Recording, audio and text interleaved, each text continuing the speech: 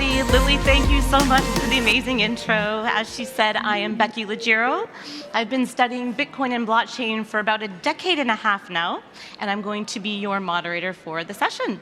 So obviously we need amazing panelists, so I'd like to invite them out.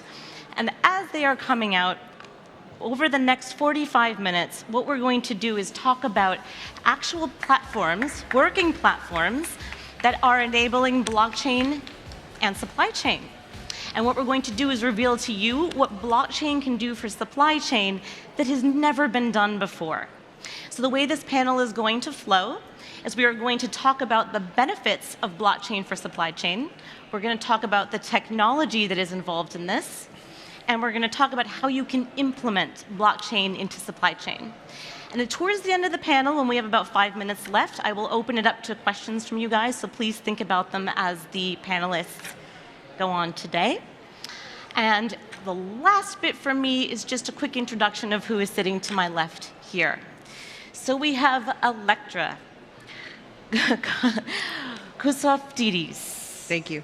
Sorry, I just butchered that one. So Electra is coming to us from Xworks AI, and you are focused on recycling and the Waste management industry. Thank you, Electra. And we have Chris Light. He is from E-Livestock Global. This is a supply chain working in the cow industry in Africa, and Chris is coming to us from Zimbabwe and saw firsthand the need for this in Zimbabwe, the need for cow supply chain. We also have German Sangrador. He is coming to us from Gate to Chain. He is responsible for solutions integration and has some real-world examples in the real estate industry. And we have Henry Duckworth. Hello. He's from AgriDex. And he also is from Zimbabwe, if you can believe it. Total coincidence here. Yeah. Yeah, and he also saw the need for supply chain firsthand growing up in Zimbabwe, so lots of really interesting perspectives to bring to you today. So before we dive into the meat of this session, I wanted to start off just summarizing here. Why is it that blockchain and supply chain are such a match made in heaven? I know that blockchain can sometimes be thrown around as a buzzword and we don't really know what it's for, but we have a perfect reason for blockchain right here today. So Electra, I'm going to start with you on that one, please. Thank you, Becky.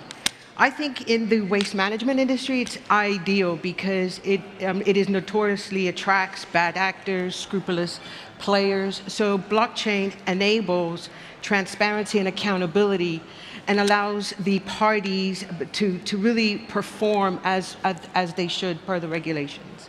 So I think for me, blockchain makes sense when it comes to waste management. Amazing. Yeah. Chris? I kind of stumbled into blockchain. I had to give a lightning talk on it for agriculture. And as I started looking at it, I said, yeah, this does really work really well for supply chains. It's all about decentralization and traceability, and I thought it was a good fit. Very good. German?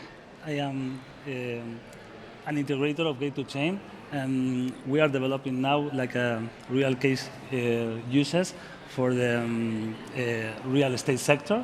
And we are very excited because there's going to be, are being very successful, and I think our hope is going to be an adoption soon.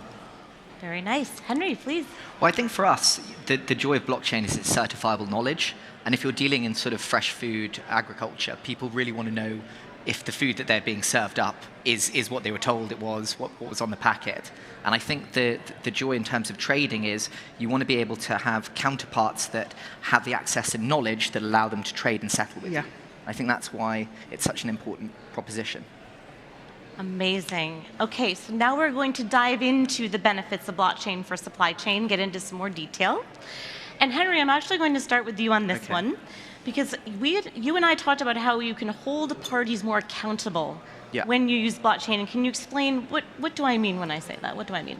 Well, it's a good point. So I guess for us with AgriDex, it's impossible to have a zero fraud database. You're always going to have issues along the way. What blockchain does, which is really, really effective, is it produces irrefutable data points along the way.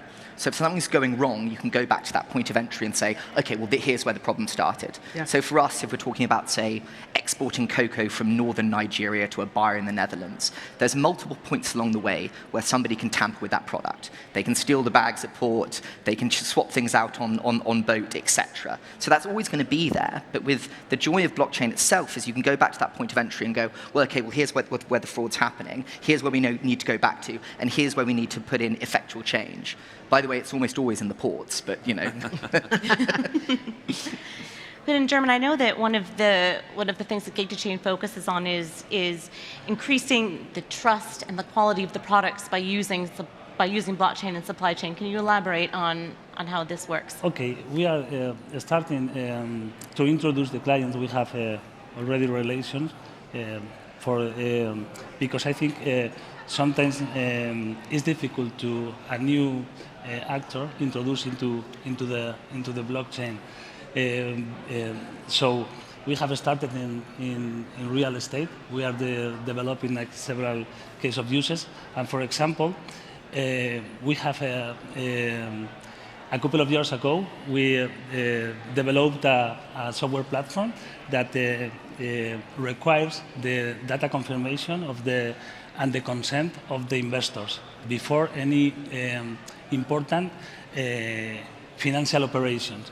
So this year, with our solution Trace, that is for traceability, we have added a layer of integrity.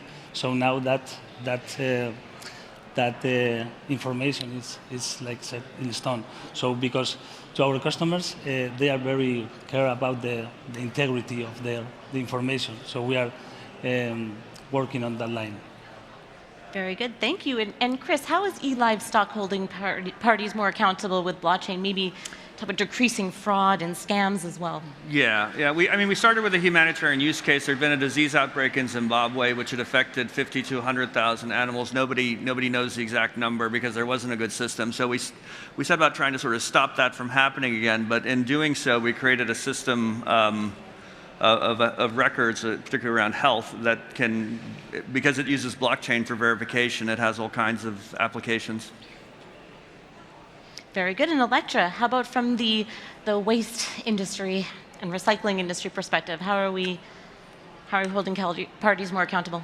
Well, I think so we're using a private, permissioned blockchain because of the several parties that are involved, and because the exciting part is that it still allows traders and brokers to still participate in the transaction while still controlling the quality and where exactly it's going and the supply chain. So for us, it's not about excluding, it's about making sure that the people that play the largest role, which are the traders and the brokers in the middle, that have access to the supply and the buy side, we allow them to still transact in the future of blockchain. So for us, we're holding them accountable by giving them some level of permission, and then by really monitoring the process and knowing exactly where in the chain something has gone wrong, we can then resolve it in that way. Amazing, thank you. So if we move on to automation, which of course is going to save you money, this is something that blockchain can do for supply chain. And this, of course, is in the form of smart contracts, which hopefully everyone here has heard what that means. But Henry, I wanted for you to describe how automation in the supply chain is really helping companies, suppliers, everyone reduce costs, reduce paperwork, and make their lives easier. So I think in a typical trade flow, from a production of a commodity until it gets to your hands or onto your plate, there tends to be about 5 to 6 middlemen. And on top of that, there's probably about 2 to 3 different countries that it moves through, and there's multiple different legal constructs. The joy about what's happened with the new Digital Act here in the UK in 2023 is through Ricardian contracts, you can now bind in trade across the world on English company law. And I think that in itself is the most exciting product, because I can now buy fertilizer from Ukraine based in central Jaipur and still have the tenets of English company law. So if something goes wrong, you can go back to that. So I think that's the biggest thing that's happened almost ever in my mind to blockchain, because now people can actually bind legally on together for trade flow. And I guess from that, you can then start to automate out unnecessary documentation. But you start from that basic tenet of English company law, which I'm a proponent of, if no one else. Amazing. Electra, I can see you nodding, so please add. Yeah. I might as well come work with you. We have the same problems, absolutely the same problems, same issues, except for one is waste and one is a different product. Yeah. And I can imagine you also have the same thing with livestock, et cetera. But it's the same thing for us, absolutely. And then now what happens is you can really work across larger markets that you would not have been able to do previously. Yeah. Amazing. Chris, what do you have to add to that? Yeah, the big use case that we're excited about is that in Africa, because currencies can be unstable, people, a lot of times they'll put their money or their resources into their farm. So, and the largest movable asset is livestock. Now, before blockchain, if they wanted to monetize that asset, they'd have to sell it. And the problem is a lot of times they'll do it all at the same time, like say school fees are due, so everyone's selling their cow. The middlemen or the brokers know this, so the prices go lower. Working with groups like the World Bank, we've unlocked collateralization where you can just do a smart contract, say against a one-year period, you open a lien against the animal, you have 12 payments, you have an insurance policy, voila, they have access to capital. Very good. In German, what do you have to say about smart contracts and automation in supply chain? I think the smart contracts cover many aspects of the supply chain, and for us, I think the most important is that you can automatically do a lot of operations, and I think that reduces the cost and reduce the manual operations. So I think we can save a lot of money with the smart contracts. Amazing. We all want to save money, I'm sure, so that's excellent. Right, okay, so let's talk a little about regulatory challenges that we face in supply chain and how blockchain can help with that. Chris, I'm going to start with you on this one because I know that you are expanding globally. I know I mentioned you're working in Zimbabwe, but so when you're talking about export of beef, all of this must be very complicated. How is blockchain helping you out? Yeah, we're going, markets differ, we're going case by case. A lot of times with the technology, if we're trying to obviously be compliant with the US market, we'll look to California. If we want to be globally compliant, we often look to the European Union. And yeah, we have digital passports and various verification measures that we use to get there. Amazing. We'll talk about digital passports in a minute in more detail, so that's perfect. Henry, anything to add to that? Well, so our system is built to be deliberately collaborative. In fact, I was chatting to Chris just behind, and we might do something together. So for us, it's really, we're the middlemen and the digital marketplace, so it's removing the friction for trades to occur and allowing people to be paired on either side. And so I think, as Chris said, we take it on a case-by-case basis. We're growing out in certain verticals that we know. I had a history of being a cocoa trader and financing trade flow across Africa, so it's a big sort of opening area for us. But the ideal thing is to have full-time people working on your regulation by country basis, whether that's going to be in the EU, the UK, or America. And we do have in-house people now, and it's almost their entire job to simply run through compliance on a day-to-day level. So it's still laborious, but necessary. And Electra, from the waste and recycle perspective, anything to add there? I'm pretty much echoing over here, but also for us, we're starting in what we know, so the OECD countries, where it is regulated, it is controlled. When you start going into Asia, it starts deferring, and so we're focusing on exactly what we understand, and Europe is driving the force around, or is the driving force when it comes to digital passports and the waste and recycling industry. So, yeah, we're here. Excellent. Digital passports again. I promise we're getting to that.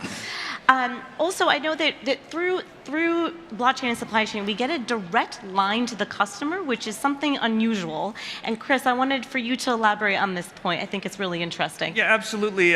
People increasingly want to know the story of their food. Now, with livestock, it gets a little tricky because by the time you have beef on your plate, some bad things have happened. But people do want to know the story of their food, and they've asked consumers what sort, where they would like their beef to come from, and they've sort of said happy cows. That's a very difficult thing to quantify, but it's one of the things that our system can work towards. But yeah, definitely they want to know. That's why we designed a system that starts with a QR code, and the QR code can carry all the way through to the shelf or the plate or beyond the menu, because that's the direction that things are moving, particularly with the younger consumers. Very good, very good. And Henry, how does supply chain open up access to markets? Yeah, it's a really good point. So I think the weird thing is ever since the internet and sort of cell phones, I think the average person, no matter where they are in the world, does actually have access to foreign markets. They know where they are. The reason that they don't have access to them is all of the friction in between. The documentation, most farmers and producers don't have time to be their own lawyer, their own accountant, and their own trader. They just want to get on with the job of producing the goods and effectively then send it out. So a big thing for us is we're trying to provide that glue in the middle that binds them to the end person. It's not showing them who the end person is. Actually, a lot of the traders that come to us say, look, we have pre-existing trade flow, we have pre-existing buyers. Here they are, but just take that issue away from us. We don't want to worry about settling. We don't want to worry about multiple different currencies, multiple different bank accounts. You put through the trade flow on us, settle on chain, and it's so much easier. So I think that's it. It's optimizing your time allocations. And if you're a small group, you don't want to be worried about all of that extra friction. Amazing. Love it. Saving costs, saving time. Like I said, match made in heaven. Yeah. Okay. So we're now going to talk about some of the technologies that are supporting everything that these panelists are talking about. And digital passports have come up a few times already, so I would love for you, German, to talk about what role this plays. Yes, in Gate2Chain, we think that the digital passports in the future are going to be very important now too, but we think it's going to be the norm. In our case, we used to give integrity and trust to the products, and I think that allows to give a protection of the value of the product, and of course, the customer can check the history and the end-to-end life cycle of the product. So it gives for the customer a peace of mind, because the customer can check in every moment the history of the product, and the brands can protect their value. So this is the way we use, the way we see. And we think that in the future is going to be the norm or a standard. Amazing. Chris, how are you utilizing digital passports, or in the future going to be? Absolutely, and I just got back from South Africa. Now while we started in Zimbabwe, we are an American company, and we do have global in our name. So we're looking at Africa, which has about 20% of the world's livestock, and the logical market for that is Europe. So the discussions we're having with partners is during COVID, during lockdown, a lot of the traditional auctions in agriculture, they went online. So you've got these online platforms that are out there. So our system creates a health and other record, which then can be, say, electronically submitted into this platform.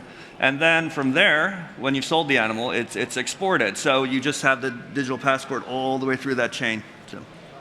Very cool. Electra, digital passports. How are you using them? Yeah. Well, according to the EU Green Deal, all products, including end of life, are going to need to have a digital passport. And this is coming to effect this year. The waste management industry is now being challenged to move to this digital era. But I think the EU published an article that said it was like a $14 billion euro illegal trade of waste commodity. So what they're trying to do is crack this down.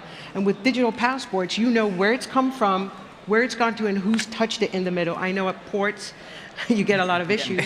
But at that point, with a digital passport, you'll know exactly where to go in and who's tampered with the information, so to speak.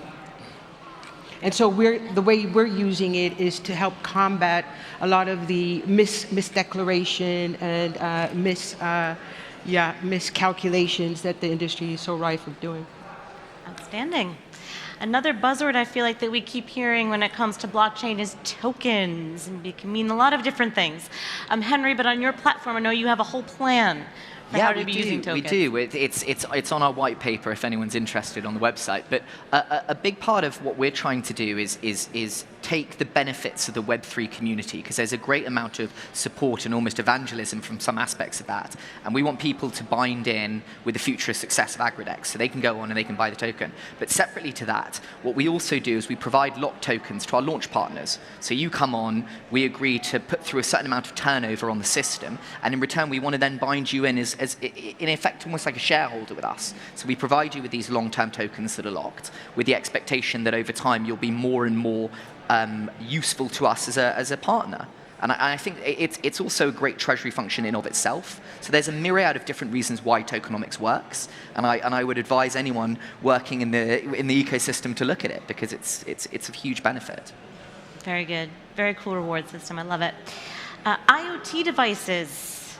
Chris, I want to look to you for this one. Yeah, Yes. it was really interesting when we started the company in about the fall of 2019, and then lockdown happened and a lot of retail shut down. We were looking at there wasn't a fit for what we wanted to do in the market. There wasn't a tag available. There wasn't really a lot of the readers that are used in the livestock industry are very close, and we think that there's an opportunity with longer range reading for inventory and other applications. So we wound up repurposing a reader that had just been launched into the market, but for the retail marketplace. Obviously, if there's no retail going on, the reader's not being used. So we repurposed that for ag, and it has a read range of say up to 15 meters instead of just a couple centimeters.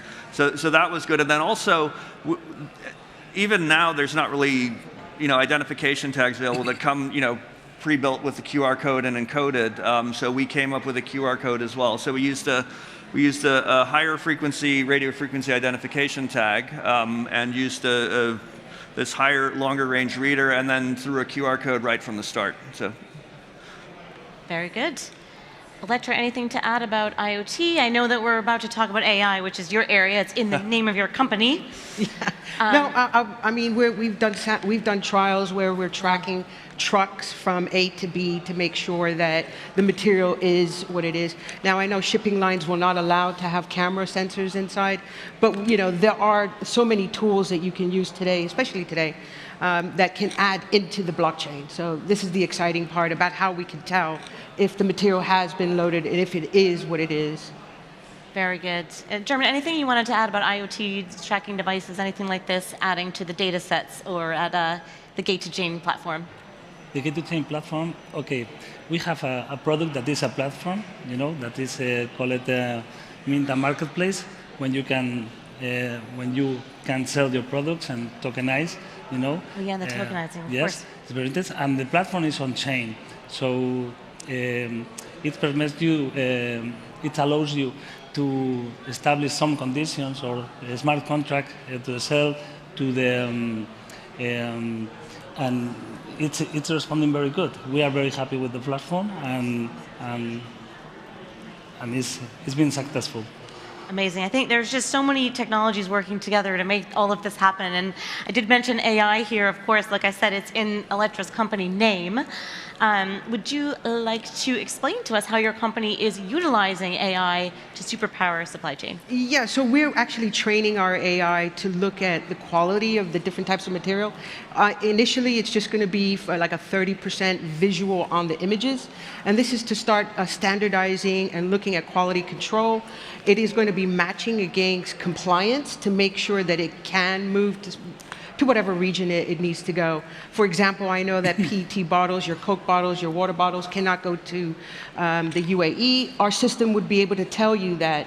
So then remove the barriers to entry. So if I wanted to network or do business in the UAE, I wouldn't have to worry about the compliance side of it. And so all of this starts painting a picture, but we're also looking at the communication that they're having on the platform. Are they being scammy? Are they, how are they talking? Are they presenting themselves in a proper light? Because anybody can sort of fake a picture or an ID, but you get through stages of verification. And so we really want to start painting a 360 picture about the profile, the company, and how they're performing within the network. Amazing. Amazing. So let's talk a bit about blockchain implementation into your company. So this, for sure, German, I know is your bread and butter right here. You've already mentioned several of the platforms that Gate2Chain offers. What is the process for companies to plug in to some of these amazing features we've been talking about on the panel? Okay, in our case, I think we have a very good product because we have developed like several tools that have a different level of integration. So when we talk with our customers, we work very, very hard for develop a user-friendly tools, for they not to be traumatic they enter in the blockchain world. So, and it's been very successful because we have 3 levels of product. We have a library or SDK that is for the developers. That is the low level that we work. That is a layer over the blockchain protocol.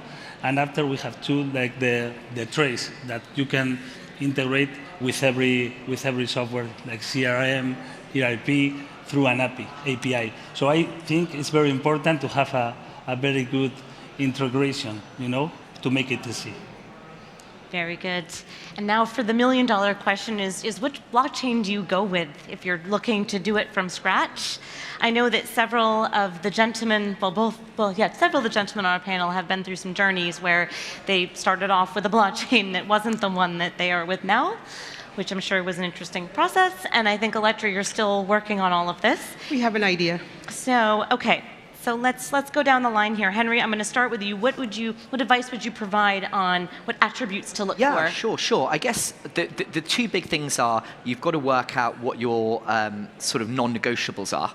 And then secondly, you've got to work out what you're actually needing to put on chain and what not. Because every time you put something on chain, there's a cost, right? And so for us, it was a no-brainer to go with Solana because there's a huge ecosystem. Which is great, but also it's an incredibly low-cost model. There's a huge amount of transactionality and throughput that we can do on-chain with Solana. It's supported by their team. We have people that we can speak to in the ecosphere, and it's at a very, very reasonable cost. And then when it comes down to producing our tokens, there's once again this great sort of evangelism in the wider community. So people take interest in it from a range from institutional buyers right down to much more retail persons. So I'm a big proponent of Solana. I'm bullish on them and their future. Okay, and I know that Chris is bullish on a different blockchain. So Chris, tell us. we really like BSV, and we had started on a corporate blockchain before, and actually the product, I won't say who the company was, but the product wound up getting sunsetted, and so we were in a sort of a jam, and that we just rolled out a solution, and our it runs on chain, and the chain was disappearing. So we were pleased to be able to relatively seamlessly migrate to the Kensei product line. All right. And German, I know that you're also working with BSB. Tell me what is it about this ecosystem that makes it so much better for you when it comes to supply chain solutions? BSB. Okay. We choose BSB because of its principles. For us, it's very, we like the technology, of course the community too, that is strong, and the low fees and the low fees and the scalability. Because we think that if comes that adoption that we expect, you have to have the right technology. That's the reason we think that BSV is the right technology and the right thing. Okay, and Electra, I know you're in the process of figuring things out, but what is it that you are looking for when you make this decision? Private versus public, scalability, processing time, what can you put on there, costs. So for us, we're looking at Hyperledger. We might be swayed a different direction, but I think what's really important for us is allowing the players to subscribe into the transaction, giving them some form of control when they initiate the process. So for us, we're looking at Hyperledger. Okay. So we do have advice on which way to go here, but perhaps you still make the wrong decision as a company. I don't know. German, what is the process of making a move from one blockchain to another, and how can you help with that? Yes. I think in that case, the most important is talk with the client and understand the situation. I mean, we have to know how deeply is in that Rome blockchain. Yes. After we, with our levels of integration, I think it's very easy now to change from blockchain to BSB. That is the one we think that is the correct one. So in that way, we have to stay with the client, understand his situation, and maybe for that understand how many transactions or or how many processes are integrated in that blockchain, and maybe, for example, for doing a special viewer for that past transactions, and they don't lose those the previous transaction have done. But I think with the several solutions that we have, it's very easy to integrate into blockchain, into BSV, sorry. Good. Well, if it's easy, we like easy. So taking a look into the future here, when are we going to see a world where everything in supply chain is done in supply chain? And I think, Henry, you were the one that inspired me to ask this question. Yeah, well, I guess maybe I was just overselling our own platform there. But, no, but tell us why. Tell us how sure. why that would be so amazing. So the grand ambition of what we're trying to achieve with AgriDex, and we think within the next 12 months we'll have it, is for the ability for you to come on, log on your goods, find a buyer, settle on chain, have access to financiers, dedicated financiers who can do this through chain. And most importantly, it's the side stuff around it that you don't even really think about. Things like insurance. We're building in parametric insurance. So when certain farmers come and deal with us, without even realizing this part of the cost profile, we give them coverage on parametric insurance. So you build in an entire world that you can do this all on chain. Because I think the big barriers to greater adoption for a lot of blockchain products is there are costs to on and off ramp. When you can settle across the board using a crypto product, but ultimately you're still going to get a large charge when you bring it on or off chain. Mm-hmm. So the more that you can do and the more processing computation power you can bring on chain, the better. And for us, the grand ambition is for you to be able to do everything from start to finish. Mm-hmm. And yeah, at German, I mean, I know I've known the Gate2Chain team for many years, and it's the one world, one chain kind of view here. Tell me about how you can be doing everything on chain. You have so many different solutions, I know, over at Gate2Chain. Tell me how all of this would work together and why this is the kind of future that we are looking towards. Sorry. Sorry, I'm speaking too fast. Yes, for me, yes. Taking German over from Spain and hitting it with American English here. Over at Gate2Chain. Yes. Why are you looking towards a world where everything is done on-chain? Okay, yes. And how are you enabling that? Okay, we are optimistic. I think that in the future it's going to be a massive adoption of this technology. So we think that we are ready for that change. But I think we are ready for that change. But we don't know when it's going to happen. But I can feel that it's near because I don't know. I think we need that a break event maybe can be a big player or a regulation, But I think with that break event, maybe it's going to start the massive adoption. Is what we think. Very good. And Chris, we've been through lots of different changes and movements within the E-Livestock group here.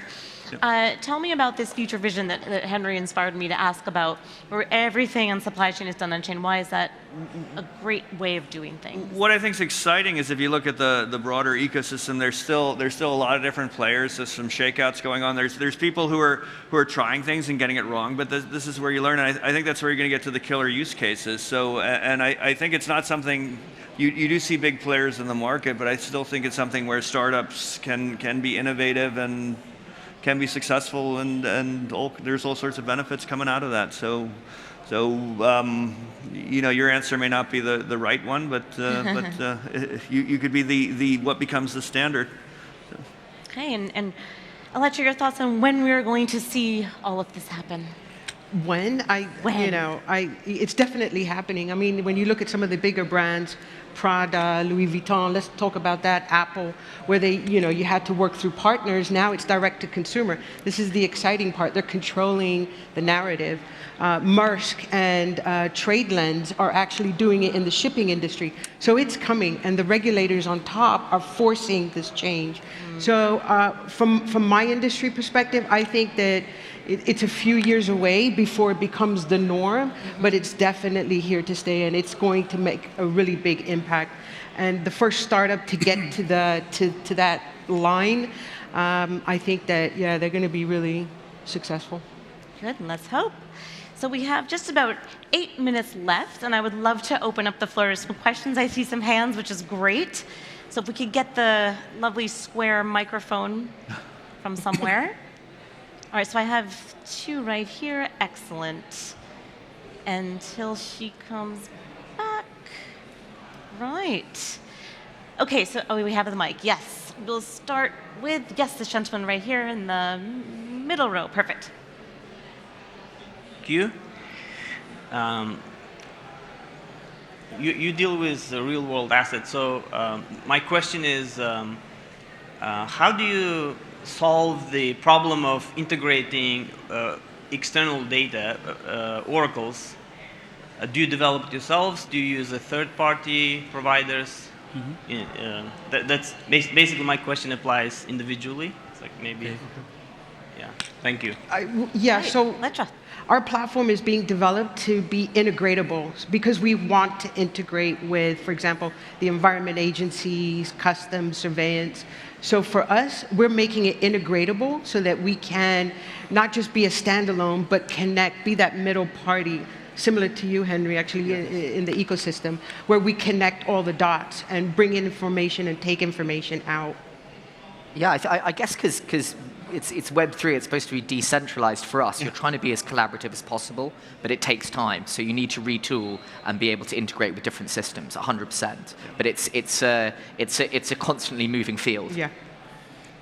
I think there are also several different cases that you have to develop a specific tool, to import information. The information is not always in Oracle. Maybe sometimes you have to take the information from other sources. So we have in our team, we develop these specific solutions. Chris, anything to add? We're a little bit lucky in that we're working in environments where there aren't really many systems, so it's kind of easier just to pull it on up. But yeah, certainly migrate. Anyone who's invested in a system, migrating it is always a cost concern. Okay. I do believe we have another question. Yes, just behind you. Perfect. Hi, yeah, so my name is Guillermo. I'm from Spain. Thank you for all the insights. My question revolves around traceability in the supply chain, right? And the so-called RFID tags. What is the added value of blockchain? I'm trying to play here the devil's advocate. So there's case studies on the Manuka honey, for example, or where blockchains were tampered.